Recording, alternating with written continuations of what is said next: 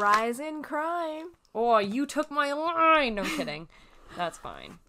I'm Michelle Chan. And I'm Rachel Souza. Oh, it sounds so different backwards. And welcome to week 7. Yes, we are back again.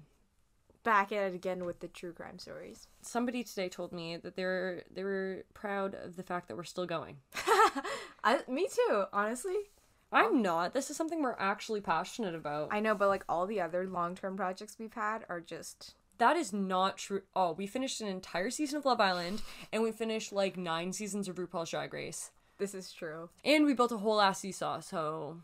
Fun fact, we built a whole seesaw in a day. I just said that. To reiterate. Let me tell the story. Seesaws are illegal in York region because they're deemed dangerous. But I really badly want to find a seesaw. Also, we did find one eventually. The picture's on my Instagram. But I wanted one so bad, so we went to Home Depot. We found the supplies we needed, and we built a seesaw from scratch. And it's still in my shed. We transported it around using your van. That was so funny. That was so funny. It was like really difficult, and we did it. It was kind of difficult. I didn't think it'd be that hard.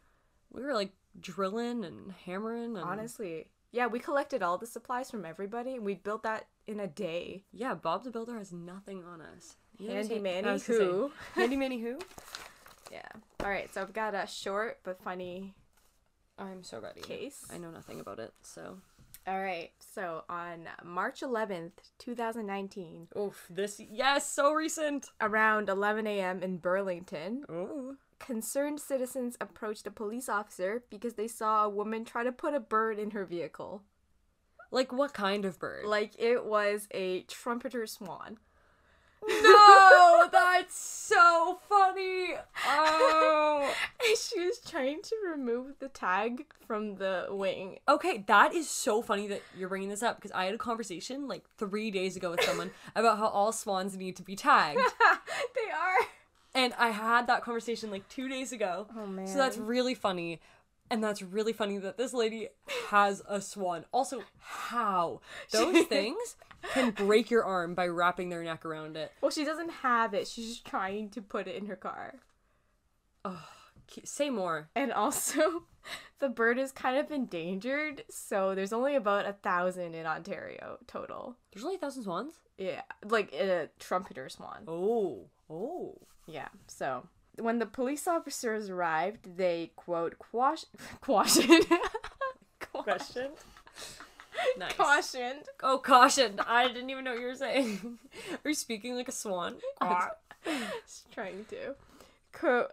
Oh, is that? Oh, it was actually supposed to be a joke. Oh my no, God. It wasn't supposed to be a joke. I thought it was. Oh, no, I just. Me right now.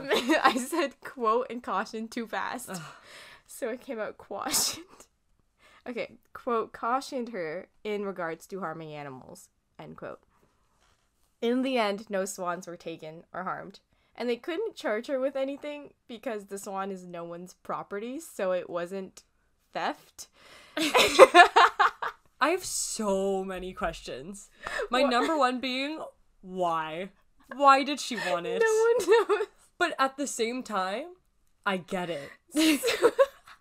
Oh my God, I'm actually crying. It's so funny. One officer, he suggested that maybe it was cruelty to animal that they could charge her with, but the swan wasn't harmed, so they couldn't do anything about it. Okay, but do they really know what she emotionally did to that swan? It's probably gonna be scared of people for the rest of its life. That poor guy. Oh, that poor swan. Oh, that's so funny. That's the whole story. Burlington. Stealing swans. Birdlington. Birdlington? That's how she's gonna get a bird. Birdlington. There, she wants a swan, go on Birdlington, please. That's so funny. Oh my God. That is probably one of the best things I've ever heard. But also, are we sure it wasn't me? Like, are we sure? Were you in Birdlington? Honestly, maybe close enough to Oakville. Oh, it's so funny. I love swans so much. I love the fact that they look beautiful and can break your leg. I love that. Beautiful but deadly. Yes, and that's the best. Have you seen swans fight? No. Have you seen kangaroos fight? Yes, swans are better. They just like, they do the draft thing where they just kind of hit their necks together. Animals fighting each other is so funny to me. It is, but honestly, I've said honestly too much. I give up. Oh my god, when the kangaroo punched that man in the face. No, when the man punched the kangaroo in the face. Oh, yeah. If you haven't seen that video, search up man punches kangaroo. Literally the funniest video ever. The kangaroo has the man's dog in a chokehold, and then the man punches the kangaroo. And that kangaroo could have killed him if he wanted. He was just stunned, and then he hopped away. They literally stared at each other for a solid 5 seconds, then they both turned away. But that man, what a big idiot. He would have died. Yeah, but he was attacking his dog. Okay, yeah, I get that. But also, kangaroos can kill you. Kangaroos are strong. That's another beautiful but deadly. Wow. I'm, like, baffled. I just want to know why. I just want to know why she wanted it. Did she want it as a pet? Did she want it for meat? Oh my gosh, please not want it for meat. That's, like, the worst thing ever. I think she would have hunted it and killed it if she wanted it for meat. That's way too obvious. You gotta bring it home first, for sure. You gotta... So she wanted a pet swan. Are you trying to tell me she wanted a pet swan? Yeah. Okay, well, I have seen houses in Burlington that are so big they have their own ponds, so I could see that. She wants it for her pond, but how in the world is she gonna contain that? Like, that swan could go anywhere. That's good. Also, I'm just imagining, like, windows down, driving home from that park. You just look in the back window and there's just not a dog, it's just a swan. So majestic. Oh my gosh, this is the beak of comedy. Oh my gosh, she definitely ruffled its feathers. Okay, should we get on to our big case? Yeah. Honestly, I never want to stop talking about that case. So funny. I think that matters a lot. She couldn't be charged with anything. I think everyone needs to know this. Who's to say she didn't go and take another swan? Oh my god. Gotta keep an eye out for her. Literally. Potential swan kidnapping. Somebody tag her. Like, swans are tagged. Okay. So, the big case this week is super close to home for us. It took place in 1987, and it's the case of Kenneth Parks. If that name sounds familiar, I know that we learned this case in my grade 12 law class, and a lot of law classes cover this because it's such an obscure case. Oh, I never took law, so... Oh, but I have heard this case. Ah, darn it. So no surprises for you, but don't spoil it for them.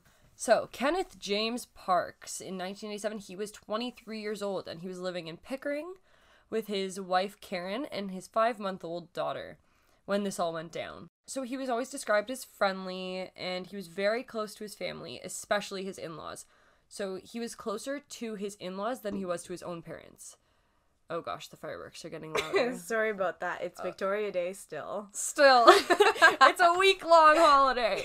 Surprise, surprise. So yes, he is closer to his in-laws, to his father and mother-in-law, so Karen's parents, than he is his own. He worked at a place called Revere Electric. He was an electrician. And in the beginning of 1987, he was a gambler, but his gambling addiction really got a lot worse in the beginning months of 1987. He would do a lot of horse race betting. That's awful. That is... horse racing is awful to the horse. It is. It's so bad, it actually breaks their ankles. My cousin wanted to be a jockey when she was younger, but God, then she got too tall. Good. Yes. Thank you, height growing. So he was, like, really losing a lot. He was not winning at all. And when he did win, he would put it right back into gambling. So he eventually ran out of money from the amount of gambling he was doing. So he actually started stealing from the family's personal savings and, like, without telling the rest of his family. Mm-hmm. So he's stealing their money, and he stole $32,000 from his workplace. How did he manage to do that? With stuff like fraudulent checks, he got up to $32,000. So his workplace actually found out, well, obviously, $32,000 is a lot of money for a company to lose. So they found out, and they fired him instantly, as one does. And he actually got charged for fraud. But he was out on bail. So that was in March, but he was out on bail right after he got charged. So he told his wife about everything that was happening, but he was terrified to tell his in-laws because he didn't want them to hate him because they were like the parents that he wanted. Well, no, he had parents. He was just way closer to them. Mm-hmm. So it was like disappointing his own parents, basically. So he didn't want to tell them, and he was just under a ton of stress. He was suffering insomnia. He was not sleeping at all. And finally, in May, he agreed to go to Gamblers Anonymous, which to try to get help. And he finally agreed that he was going to tell his in-laws at the next family barbecue. So things were looking up. He was like dealing with his addiction, and he was looking to right everything with his family. So May 24th, that's Victoria Day. Wow. Oh. May 24. Huh. Nice. So on May 24th was the next family barbecue. So they were all getting together, and he had planned to tell his in-laws. But on the 23rd, he fell asleep on the couch in front of the TV, and he woke up he got up off the couch in the early hours of May 24th, so like 3 a.m., 4 a.m., and he drove 23 kilometers from Pickering to Scarborough, where his in-laws lived, went to their house. He used the key that they had given him to enter their house, and using a tire iron, he beat his mother-in-law to death, and then turned around and choked his father-in-law, but luckily not to death. The twist of this? Kenneth was sleepwalking the entire time. That's so crazy that you can do that. Like, how do you drive? He drove 23 kilometers in his sleep. That's so crazy to me. Like, I can't even go downstairs when I'm awake. Right?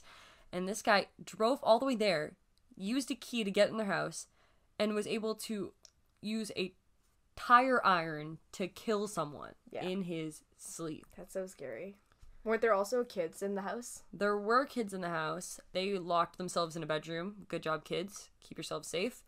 And they were just like basically hiding. They didn't see him. They didn't see who it was. They just knew that something was going down and that they needed to call 911. But they were safe. So he said later on, like in court, that he could hear the kids scream at the beginning. And he was trying to say, like, kids, where are you? Let me help you. And he said that in his mind, that's what he was saying, but the kids just heard moaning. So that kind of proves that he was, like, asleep, you know? Yeah. Because, like, I, all the time, maybe not all the time, but there are times in my life where I've thought I'd said something, but I'm just, like, moaning in my sleep. You know, like, sleep talking, but not actually talking. Crazy story. One time, shout out to my roommate, I was lying down on my bed, and this is, like, first year, so we share a room. She just sits up. I hear her sit up, and then she just says some, like, just mumbling some stuff, and I was like, what? And then she was just saying it again, and I was like, I have no idea what you're saying, just go back to sleep. And she was just like, okay, and then she just lies down like nothing happened. Funny, I have a similar story. So my roommate of the past year, she was a sleepwalker, like, actually, yes, like, very much so. And there was one night where she sleptwalked into our living room. So we had two separate bedrooms, but we had, like, a living room, and she sleptwalked into our living room. And she was, in her dream, it was like I brought a pig home or something. Okay. And she was, like, really mad at me because I brought a pig home to our apartment. So she was, like, yelling at me. Really? But it was in her sleep. But Did also, you wake up for that? I didn't. She told me the next morning. So maybe she was just moaning. But she said she woke up to herself standing in the living room yelling. That is so weird. But she also frequently thinks about you bringing pigs home. I know. Is that a metaphor? metaphor? Obviously, she was mad at me. No, I'm kidding. If you're listening, girl, I'm kidding.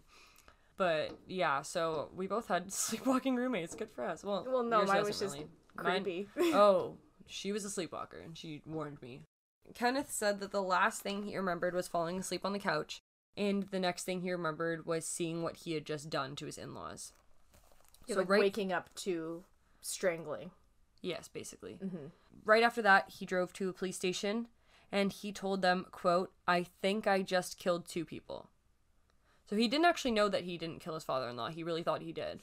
Yeah.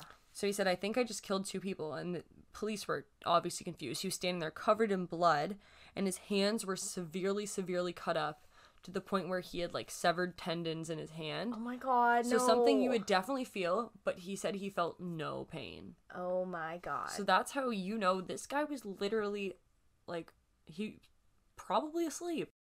So he pled not guilty to these crimes because to be guilty of murder, you have to have intent or a motive to be guilty. You can't just commit the act. So there's this defense known as the automatism defense. So it's basically that one is not aware of their actions while committing the crime. Mm-hmm. So his lawyers decided to go with this automatism defense. Mm-hmm. Specifically, sleepwalking was his automatism. So he said he couldn't be criminally liable because he was asleep and he didn't want to kill his in-laws. He was extremely remorseful, did not have any intention of killing them. Like, he didn't have the motive. They couldn't find the motive. So this case got all the way to the Supreme Court of Canada because it's crazy. Mm-hmm. And he truly believed he shouldn't be convicted. So he was studied by 5 different neuroscientists and neurologists. And he was also studied by psychologists and just like... And he was monitored while he's sleeping. Yes. Oh, definitely. So they did an EEG while he was sleeping. And it came back that he had irregularities while sleeping and different like brain functions that could be... That you can't fake. Well, you can't fake an EEG at all. Yeah. You can't. But he had... Asleep. There was brain function that was... a symptom of parasomnia, basically. Like, his brain functions show that he could have possibly had parasomnia. Yeah. Also, his grandfather was a notorious sleepwalker, and sleepwalking does run in the family. Like, if your parents or your grandparents are sleepwalkers, it's very likely that you will be too. Mm-hmm. So his grandfather used to cook food in his sleep. Oh. So they were like, okay, well, it's history in the family, so it could be. It was weird that he didn't feel any pain severing his tendons in his hands, so they thought that was related to the fact that he was asleep.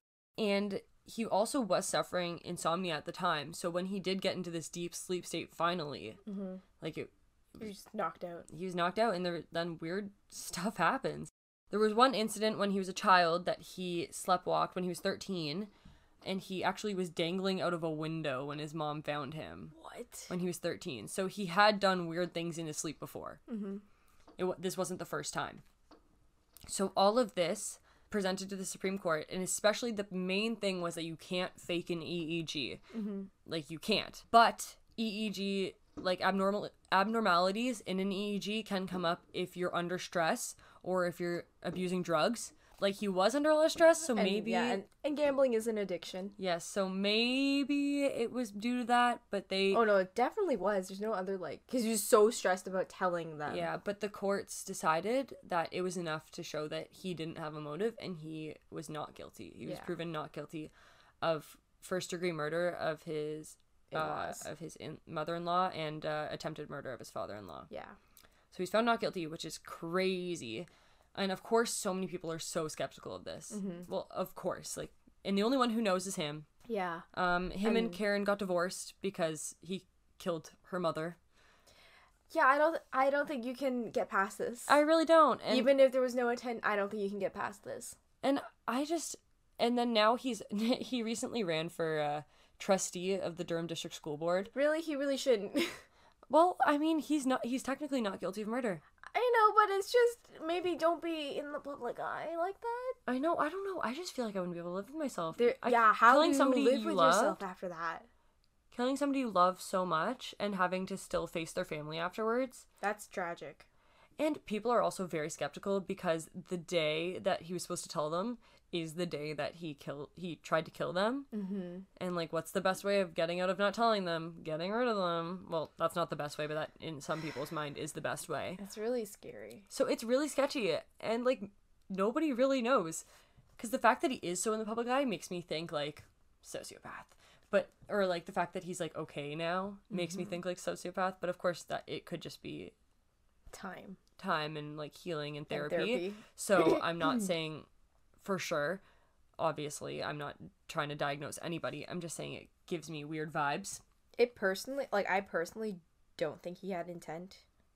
And I did think he did it in his sleep. You do? I do. I'm not sure. I just think it's super convenient that it was... Well, I get that it could have been because that's what he was thinking about when he fell asleep. Yeah, that's exactly what he was thinking about. Yes, but I don't know. I personally have never had a dream where I killed someone. I've killed myself in a dream, but not not intentionally. Like, I'm falling, you know. Oh, yeah. No, I've never killed someone in a dream. And I don't know, I just feel like, and I don't think in his dream he was killing them. I don't know. He doesn't remember anything at all. He was probably just thinking about ways to not have to tell them. I'm just skeptical. Yeah, it's kind of scary that he would have those thoughts. And it's just like, he drove 23 kilometers. I know, that's insane. That to me is the part that I'm like, yes, it could happen. Yeah. And you've driven that route so many times that you know it by heart. Like, if I was driving home from work, for example, I could probably do it in my sleep. No, I couldn't. But, no, it just seems very, like, he drove there perfectly. But probably roads are empty. What was It's it? still Pickering to Scarborough? That's a long drive. I know, but, like, you could just go down Risa Road, and there's no cars. That is There's exactly just no where cars. you can go. I know the exact route he took. He definitely took, what's it called? There's one road that goes straight from Pickering to Scarborough, and it's literally one road. So Morningside? no, oh gosh, it's what Steele's turns into. Oh, I don't know what it's called. Me neither, but you can literally take that road all the way down, so I could see him just taking that one road, but it's still baffling to me that he drove perfectly. Yeah, that part's really... I also don't know where he got the tire iron. He probably just had it from in his car. car. Yeah, like, he definitely have it in his car. Jeez.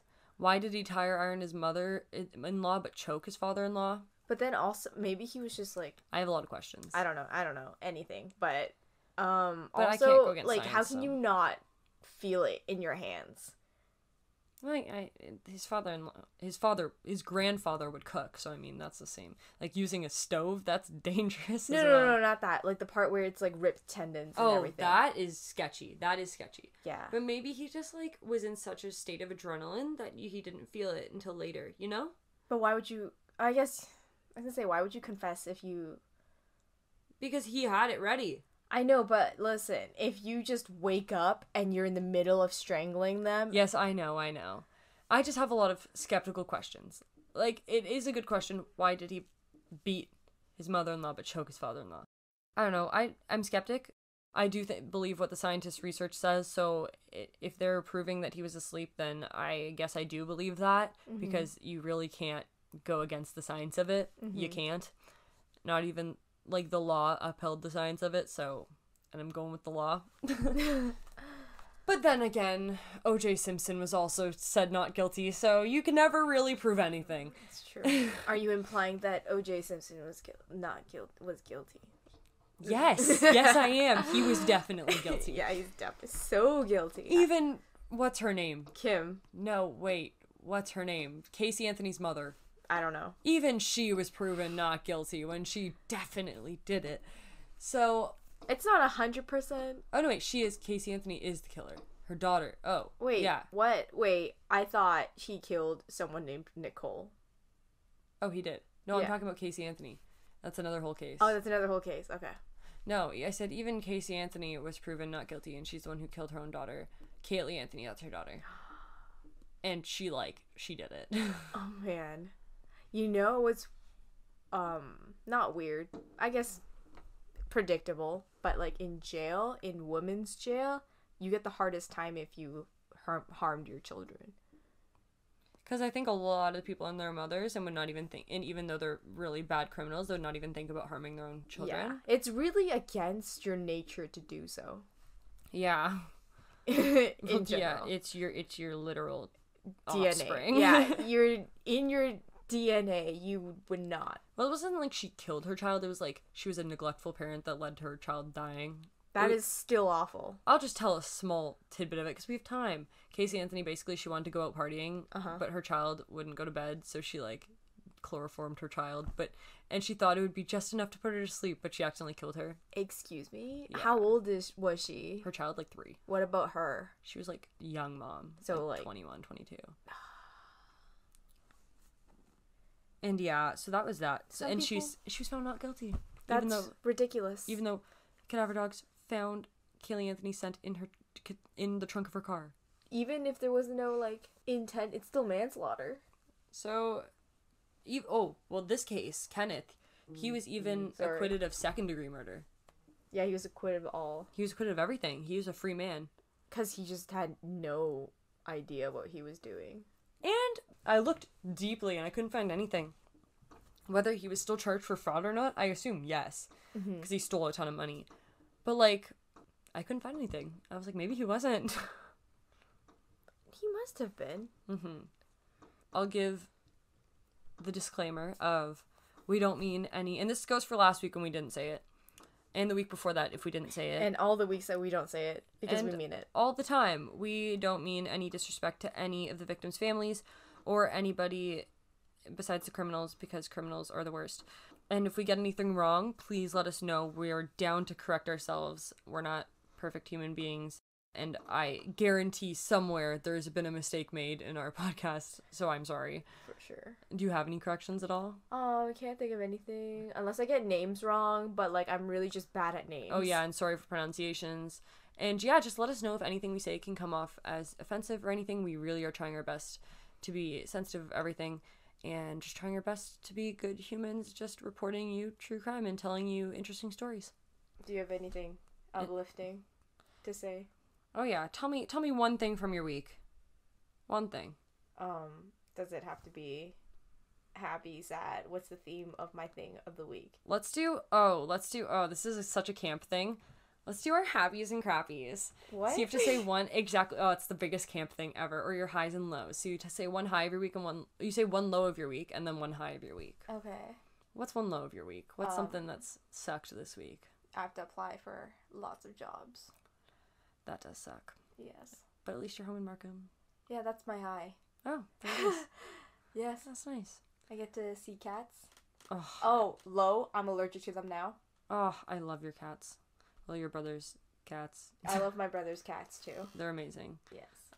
My low of the week is that I'm still driving a car that isn't mine because I was in a car accident and my car is still being repaired. And I hate the car that I'm driving currently. Aww. My low is also these darn fireworks interrupting our podcast. How rude of them. Don't they know we're recording? And my high of the week, I want to set off fireworks one time. It's not fun. Oh, really? No, it's not. It's terrifying. You run a lot. I was almost hit by fireworks once. Oh That's my God, a side that story. sounds absolutely terrible. My high of the week was probably my birthday. This is still my birth week. Because we're recording a lot at once because Michelle is not here. Yeah, I just liked being surrounded by good humans.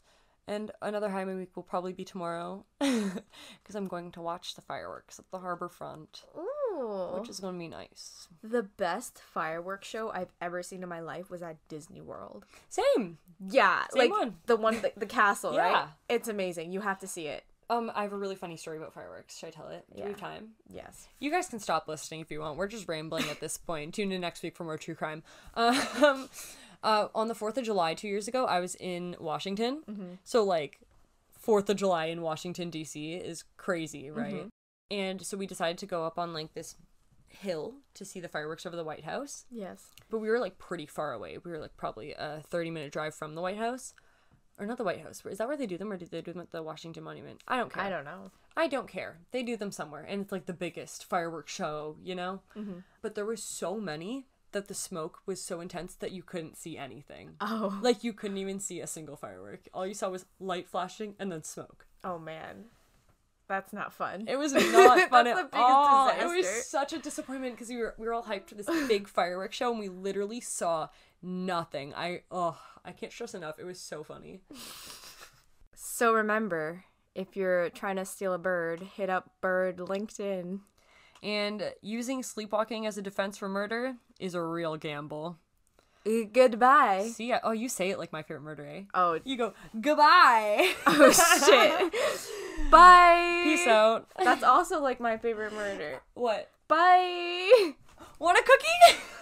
Abby, want a cookie?